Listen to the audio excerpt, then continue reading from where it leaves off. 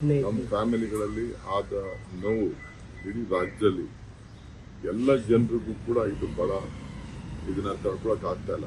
ಈ ಸಂಭ್ರಮ ಇದು ನಾನಿಲ್ಲಿ ಒಬ್ರು ಮೇಲೆ ತಪ್ಪು ಅಂತ ಹೇಳಕ್ಕಾಗಲ್ಲ.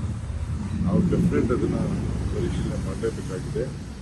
ಇದರಿಂದ ನಾವೆಲ್ಲ ಪಾಠನೂ ಕೂಡ ಕಲೀಲೇಬೇಕಾಗಿದೆ. ಇಡೀ ಅಡ್ಮಿನಿಸ್ಟ್ರೇಷನ್ ಬೇರೆಯವರು ಹೆಣದ ಮೇಲೆ ರಾಜಕಾರಣ ಮಾಡ್ತಾ ಇದ್ದಾರೆ. ಕುಮಾರಸ್ವಾಮಿ ಬಿಜೆಪಿ ಅವರೆಲ್ಲ ಅವ್ರದ್ದು ವೃತ್ತಿ ಅದು. ಹೆಣದ ಮೇಲೆ ರಾಜಕೀಯ ಮೊದಲಿಂದನೂ ಅವರು ನಡ್ಸ್ಕೊಂಡು ಬಂದಿದ್ದಾರೆ. ಬೇಕಾದ್ರೆ ನಾನು ದೊಡ್ಡ ಪಟ್ಟಿ ಕೊಡ್ತೀನಿ. ಅವ್ರವ್ರ ಅಡ್ಮಿನಿಸ್ಟ್ರೇಷನ್ಗಳಲ್ಲಿ ಏನೇನಾಯ್ತು ಅಂತ ನಾನು ರಾಜಕಾರಣ ಅವ್ರ ಥರ ರಾಜಕಾರಣ ಮಾಡಲಿಕ್ಕೆ ನನಗೆ ಇಷ್ಟ ಇಲ್ಲ. ಬಟ್ ನನಗೆ ಐ ಆಮ್ ವರಿಡ್ ಅಬೌಟ್ ಆ ಪಾಪ ಮಕ್ಕಳು ಬಹಳ ನಾನು ನೋಡಿದೆ ಅಂತ 15 ವರ್ಷ ಮಕ್ಕಳು ಎಲ್ಲ ಈ ರೀತಿ ಆಗಿದ್ದವು. 10 ಜನ ನಾನು ನೋಡಿದ್ದೀನಿ ನನ್ನ ಕಣ್ಣಲ್ಲೇ. ಯಾರು ಯಾವ ಫ್ಯಾಮಿಲಿನೂ ಡೈಜೆಸ್ಟ್ ಮಾಡ್ಕೊಳಕ್ ಸಾಧ್ಯ ಇಲ್ಲ.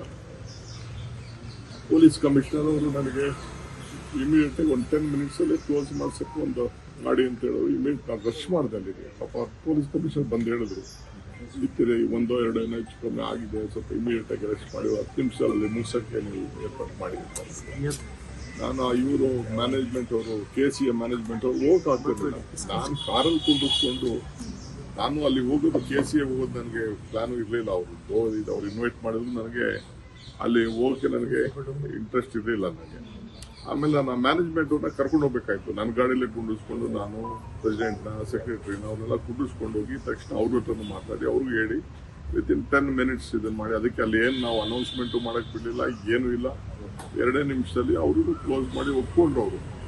ಅವ್ರಿಗೂ ಏನು ನನಗೆ ನಾನು ಇದಕ್ಕೆ ಹೋಗೋವರೆಗೂ ಕೂಡ ಸ್ಟೇಡಿಯಂಗೆ ಹೋಗೋವರೆಗೂ ಕೂಡ ನನಗೆ ಹಿಂಗಾಗಿರುತ್ತೆ ನನಗೆ ಗೊತ್ತಿಲ್ಲ. ನಿಮ್ಮ ಮೀಡಿಯಾವರೇ ನಂಗೆ ತಿಳಿಸಿದ್ದು. ಎಲ್ಲ ಫೋನ್ಸು ನನಗೆಲ್ಲ ಜಾಮ್ ಆಗೋಗ್ಬಿಟ್ಟಿತ್ತು. ನಿಮ್ಮ ಮೀಡಿಯಾವ್ರು ನನಗೆ ತಿಳಿಸಿದ್ರು. ಮೀಡಿಯಾವರು ಈ ಥರ ಆಗಿದೆ ಅಂತ ಅಂದ್ಬಿಟ್ಟು NDTV ಅವರು, ಟೈಮ್ಸ್ನವರು ಒಂದು 3-4 ಜನ ನನಗೆ ಕೇಳಿದ್ರು. ಟೈಮ್ಸ್ನವರು, ಇಂಡಿಯಾ ಟುಡೇ ಅವ್ರು ನನಗೆ ಈ ಥರ ಆಗಿದೆಯಂತೆ, ನಿಮ್ಗೆ ಏನು ಗೊತ್ತಿತ್ತು? ನನಗಿನ್ನ ಗೊತ್ತಿಲ್ಲ ಅಂತಲೇ ನಾನು ಹೇಳಿದೆ. ಆಮೇಲೆ ನನ್ನ ಕಮಿಷನರ್ ಹೇಳಿದ್ರು ನನಗೆ ಬಂದು 1-2 ಈ ಥರ ಆಗಿದೆ, ತಕ್ಷಣ ನಾವು ಹಾಸ್ಪಿಟ್ಲಿಗೆ ಈ ಥರ ಆಗಿದೆ, ಇಮಿಡಿಯೇಟಾಗಿ ದಯವಿಟ್ಟು ನೀವು ಕ್ಲೋಸ್ ಮಾಡಿಸ್ಬೇಕು ಅಂತ. ನಾನು ಟೇಕನ್ ದಟ್.